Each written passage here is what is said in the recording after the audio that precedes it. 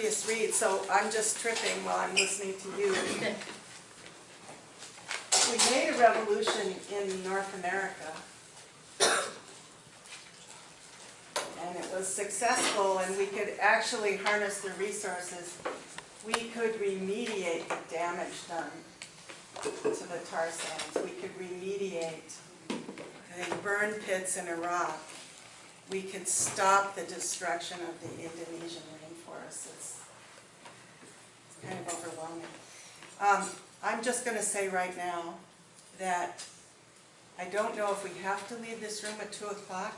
If we do, and the discussion is just getting going, we will adjourn down to the front lobby of this building, and if the speakers can come with us, we can get into more of this discussion. But I want to go right into taking people's comments. I'm not a moderator that says, look, you must ask a question, you cannot make your own comments. We want people's comments, but we're also keeping in mind that people mainly came to hear these 3 speakers. So, brother right there. So the last speaker, I forgot your name, sorry. Orpheus. I think you might be right about the root of the problem, but I hope you're not. And what I mean by that is, maybe you're just an activist and I'm not. But I just turned 49 about a month ago. I suspect that capitalism will outlive me. I may have 30 years left, I'm guessing, right? What I'm saying, I don't anticipate, I don't see much hope for a revolution given the power you've laid out who would resist the revolution. So give me some hope. I mean, why should I believe that's going to happen? So I think you're right. I hope you're not, because that depresses me. I don't see it happening. So why should I believe that this is possible? I mean, you talked about like the problem. You talked about a different vision, but you didn't talk much about how we get from here to there. I mean, are we talking about armed insurrection? I mean, that's not, like, what are we talking about exactly? I mean, that's exactly you and me. You know what I mean? Sure. That's right. Well, I want to make a suggestion. We'll take a couple of questions, and then all the speakers are welcome to speak to the questions too. Somebody in the back had their hand up. Go ahead. Yes, I guess I'm from Southwest Colorado, and I'm close to the Navajo Reservation and also the Southern Ute Reservation. And I guess we don't know how to work with the indigenous populations because, you know, we see a lot of reservations as the problem we're faced with. The Southern Utes are the richest tribe in the country because of the oil, natural gas, fossil fuel extraction, not only on their lands, but other investments in other parts of the world. The Navajos, just given the option of investing in a coal mine or developing solar, opted for purchasing a coal mine and taking advantage of being on the reservation, so they're not controlled by the EPA. So how do we overcome those problems? There. Okay, so we've got 2 questions. We'll take one more, and then we'll go to the speakers. Yes, my name is Georgina, and my question is, communism has failed. You know, USSR, China now, and the last, I think, communist country is Lukashenko in Belarus. Capitalism has failed. So my thinking is we need a whole new paradigm. So I would like to know from Orpheus, how did he resurrect communism so that it will succeed? Okay, so let's go to our 3 speakers to respond to whichever ones you'd like. I want to start out a little bit. I think that all of you here pretty much agree that the capitalist system is just not viable. And what I did say was that if we do not stop it and them, whoever is behind all of this, the internal logic of the capitalist system will stop it anyway, because this eternal growth cannot go on forever. So in that sense, it will happen, whether it's going to be within the 30 years that you were looking at or not, I cannot predict that. But I think that when we talk about stopping it, whether we use the language of revolution or new paradigm or whatever, I think we need to be prepared to think about the cost of that. Now, obviously, someone who has been criticizing the war efforts of the empire, I think when I hear the word revolution, it doesn't mean that it means war against the empire, because that would be also destructive of the environment, any war against the empire. So personally, the idea that I have, that is coming from the Whiteheadian paradigm and informed by the non-violent paradigms of many peoples around the world, but primarily Gandhi and Bashan Khan and Julia Baca now among the Palestinians, is that we have to be prepared to put our bodies on the line in a non-violent struggle.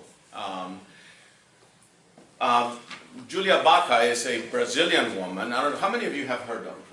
It's like Bach, but with an A at the end. And she says that she has become a very strong defender of Palestinians, and that people often say, well, where is the Palestinian Gandhi? And she says, the reason you do not hear about the nonviolent movements, it's because the system, the empire, is the most scared of that. The violent uprisings, they like that, because then they can just bring even greater force to that. But Baca says there's nothing that the Israeli forces feared more than nonviolent confrontations. Wow. And but she says, but the real problem is not whether or not there are Palestinian Gandhis or Indonesian Gandhis or First Peoples Gandhis, but the problem is who tells those stories, or rather, who is not telling those stories. That the corporate controlled media is not telling the success stories of many of these wonderful movements. And Baca, who has produced a documentary about one of such successes, wants to make sure that we understand that we have to create an alternative way of passing the word about all of these other successes. I can tune in to the word revolution, provided it doesn't mean engaging in a war that destroys other human beings and destroys the very planet I'm trying to defend. So I think that, yes, let's talk about a radical change, but one so radical that each one of us is willing to say, I'm going to put my life on the line. Now, some of you might say, well, it's easy for you to say that. You're going to be 73 in your next birthday, right? I mean, you're going to be 50 in your next one. I'm going to be 73. So, okay, I'm going to put in, my own body on the line. Julia Baca is saying she's going to put her body on the line. She is putting her own body on the line. Young people are saying this. And I want to bring up Basha Khan also, because he was the Muslim Gandhi, and a lot of people. How many of you have heard about him, about the nonviolent soldier of Islam? How many of you have heard Say that name. What's his name? The nonviolent soldier What's of his Islam, name? Bashan Khan. He was at the same time as if you just Google the nonviolent soldier of Islam, that's a book about him, and he's got a very long name, and he was also called Bashan Khan. Okay, and it doesn't surprise me that when I ask people in all kinds of enlightened circles, very few hands go up. Because it's again the same, it's proving what Julia Baca is saying, that the whole system militates against the non-violent people who have had success. He organized people in a very good way with uniforms. They had red shirts, and the English soldiers finally just gave up. So we cannot just keep on killing people that are unarmed and that are just standing up in front of us and saying, shoot. And they finally just gave up. This man lived to be over 90 years old. He suffered a lot of times in prisons and all of that. And he never gave up on nonviolence. How many of you have seen 5 broken cameras? I mean, that's another example of nonviolence. You know, and again, how little it is being shown. The man, the Israeli who collected all of the footage from the Palestinian parent, really, that's what he wanted to do, was to document the growth of this last child, Gabriel, you know, and it ended up documenting the building of the fence over there and of this nonviolent movement. This young man, that is the Israeli, is going to schools, showing to the schools what the military, the Israeli military is doing. And many kids are saying, we're not going to join. 43 reservists are saying, we're not going to join on this battle against the Palestinians and so on. There are many, many examples, but you're not going to find them very easily. You have to look for them. So I just want to say one more thing. One of my colleagues, Philip Clayton at Claremont School of Theology, has just finished writing a book. It will come out pretty soon. It's called Organic Marxism, in which he puts together many of the ideas of Marx, many of the ideas of Alfred North Whitehead.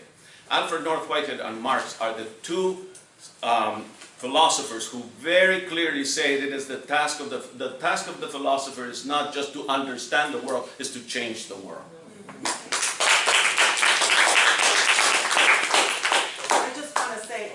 Erica is not obliged to be the only person that answers the important question from the back. But let's stay on this, also stay on the thread of the revolution question. I wanted to agree with what Ignacio just said. Especially, I think my opinion of violence and nonviolent resistance has really changed over the past year.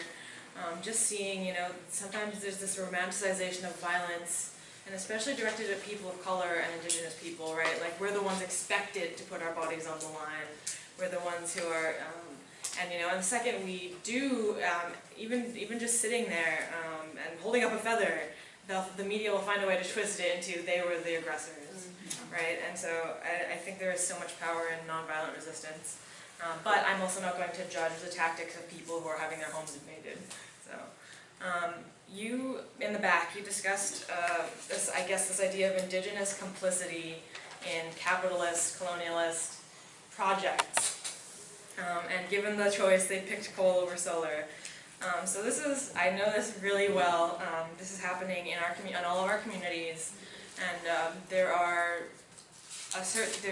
tends to be a set of elite in any community who are willing to sell them out, right? And there are also in the communities people who will resist that. But to be fair, you also have to understand the situation that a lot of these leaders of these communities are in. You can either be there and watch your people starve, like literally starve to death, and not have schools, and not have running water in the province that I'm from, and all over. This is a situation for reservations in Canada, US. It's the same. And watch your people die because the government funding is not there, because there's all, you know, the treaties are not being fulfilled. So you can do that, or you can take the offers that are being thrown at you from massive corporations. And so this is not, I'm not going to like attack the morals of people who have been colonized to the point where they literally have no option. And so I work at the University of Saskatchewan as a student mentor for a lot of First Nations kids, and consistently we're the first ones in our families to be able to go to university. And like I said before, even though I'm in philosophy, constantly in my inbox, like one a day, I get offers from uranium mining, potash mining, oil and gas companies who want to recruit First Nations students because this gives them legitimacy and access into the communities. And I've seen this happen over and over again with brilliant young Native students who need to make money to support their families so they can have food, and they'll leave school and go work for these companies. And it's the most heartbreaking thing. But this is what colonialism does. This is what capitalism does. And I guess my final point for that would be that you said that you couldn't work with the people on the reservations. Well, I guess my first piece of advice would be, before going into other communities and trying to convince them all to get on board, start with your own. Like, is everyone in Colorado on board? then you should probably focus on that. And there are people in First Nations communities focusing on our communities as well.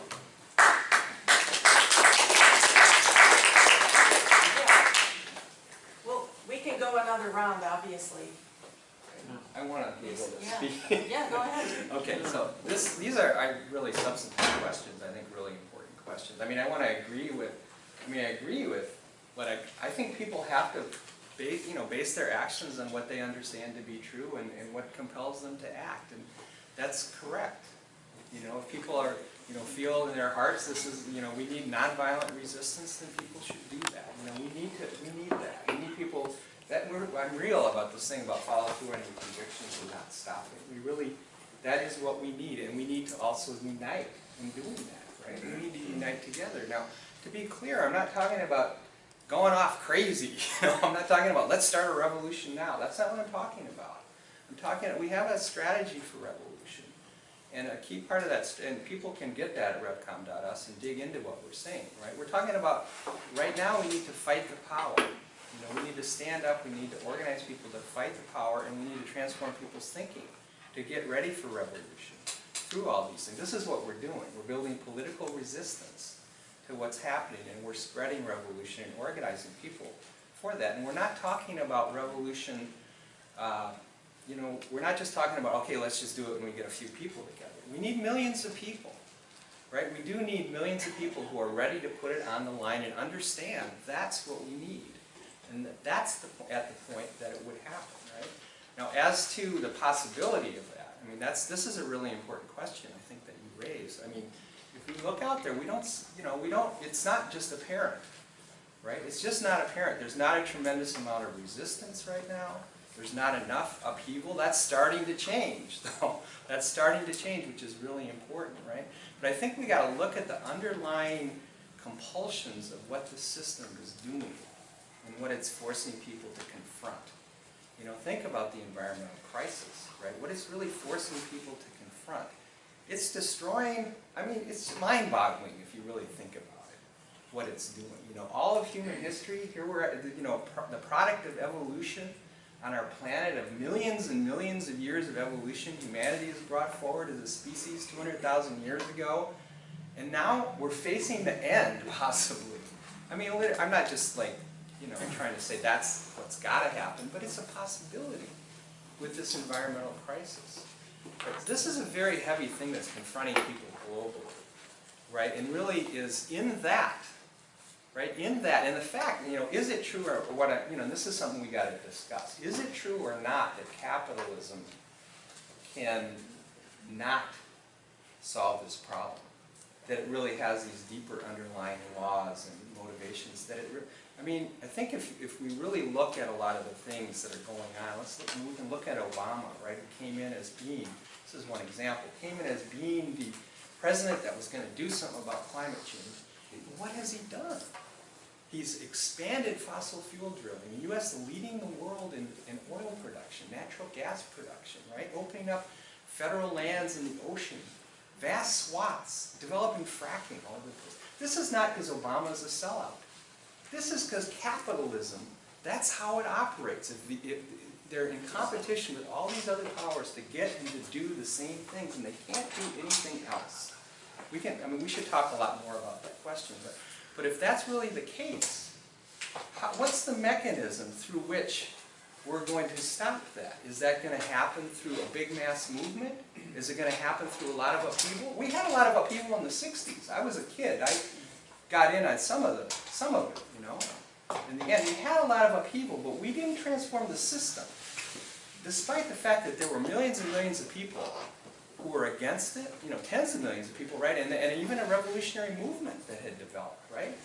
But there was no strategy for how you make a revolution. How would you unite people? How would you bring them together? What kind of society would you put in its place?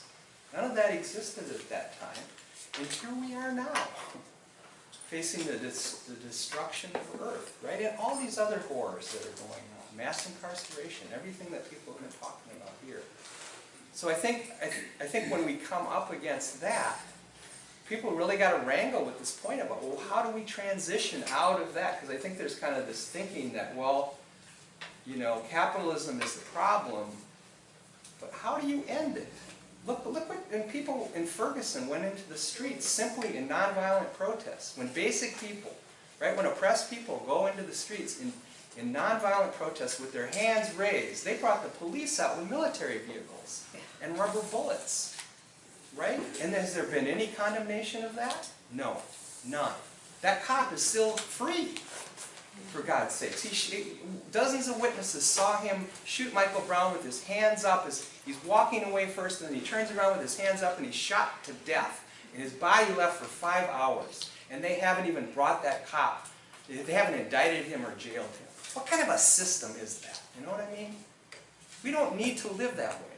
We don't need to have that happening over and over and over again. Eric Garner here, right? People are killed in Seattle all the time by the police. And we see this all over the country. So this is what I'm really posing. You know, I'm really posing, how are we going to make this stuff end? Right? And there is this basis in what the system is continually doing, how people are starting to stand up against it. We need much, much, much more of that. We need to organize people for that. We need to be there. I agree with, you know, we need to put ourselves in the line for that. And we need to, you know, we need to work together, and we need to dialogue and debate on this. Just one last point on your thing about communism has failed. No. You've been lied to about communism. You've been lied to by the same people who lied to everybody about weapons of mass destruction and everything else. And they've gotten over with the verdict that that was all a horror, you know, or it just simply failed. No, it was principally a liberatory experience. We can talk about this. We have a special issue on RevCom that people should look up on this whole experience. Principally, it was a good thing. Especially in China, it went much further towards liberating humanity. Right? And China today is a capitalist country. We've got to sort these different things out, right? Because it's not all one. No, North Korea is not communist. It's not. That's not a society that we need, right? And some of these other things are called communists that are not. But there is an actual new synthesis of communism that's looked at this, that's studied it, that's upheld the positives, but it's also criticizing. This is something that Avakian has done, is criticizing the mistakes, right? There's a tendency not, I mean, one of the things he says is you need to not just allow dissent, but you need to foster dissent. You need to have a society where people are grappling for the truth everywhere, where people are figuring things out and debating things and figuring out what's really true. We need much more of that in the socialism that we're talking about. We need much more of an expansion and a kind of, you know, imagination developed among scientists and artists and so forth, not suppressing that, which there's been a tendency in socialism to kind of just gear it towards what are the needs of the state. I mean, one of the things Avakian has said, you have to be willing to go to the point of being drawn and quartered. You know, the people leading that new society. Because you've got to have a very wild process where people are debating stuff and protesting and all kinds of things is going on. But you still, it is very critical that that society be moving ahead to get rid of these class distinctions. And I mean, we need to get rid of racism. We need to dig that up. How are we going to overcome that in the thinking of white people? Right? That's going to be a whole process that we can't just dictate. You know, we can't just say, oh, everybody is no longer racist. We can do a lot of things. We can stop the police from shooting people, right? And we can do a lot to overcome these things. But we're going to have to transform people's thinking over long periods of time. And that's going to have to be people themselves involved in that process, right? That can't be mandated by anybody. So anyway, this is the kind of, I'm kind of going on here, I'm sorry, but I just felt like there's a lot on the table. I wanted to try to Well, speak. needless to say, I think because the speakers and all of us want to know, I'd like to just do a lightning round of getting everybody's question out. So we'll move from this side of the room over here. The brother in the back corner. The brother. Sorry, you're the brother. I'm the brother. You're the brother in the yellow shirt. Oh, okay. I'm from the 60s. Two real quick things.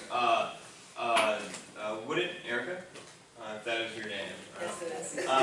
what do you say with the Native American First Nations tribes, not only with the youth and just the tribes in general, the temptation to go into the money because they are so impoverished? Wouldn't you say that's kind of analogous to how rich politicians will say, we're going to go to war here, and you have poor Southerners, and just poor people from inner cities going off to war, because that's the way they see is their only outlet. It's sort of, it's not really the same people that are going to get hurt by it that want it. End of that point, is how many people voted, not in the last major election? I'm from California, and we have, I feel like, an election or when we vote almost like every 6 months. Frequently what we'll do is we'll vote on in like May for stuff that's going to be in November. And if you don't vote on that stuff in May, then that stuff doesn't go on later on to November. How many people, honestly, in this room voted on non-presidential elections, the most recent one? If you didn't raise your hand, I feel like if you want change, I feel like that's a pretty basic thing that you can do. Well, that's a big debate. If you don't do it, then Thank you for the point. I'm going to call on people who haven't spoken yet. Yes, you in the I'd like to hear back. something about Francis Bacon, as Descartes was mentioned, but the importance of Francis Bacon philosophy versus Descartes. Louder. Descartes was mentioned as being part of the root of the problem philosophically. I'd like to hear something about Francis Bacon's empiricism. Okay. Thank you. Sure. It's primarily for Erica, but anybody could address it. And it's sort of a specific question, but I think it speaks to like a lot of general things. And I wrote it down because it's tough to organize my thoughts. So, having worked with indigenous communities in Ecuador, I wanted your perspective on a pervasive issue I've encountered. How do you work with indigenous communities that have bought into or perhaps been persuaded into accepting tourism and the commercialization of their culture as the most viable option for economic development, understanding the degrading cultural and ecological consequences this industry brings about?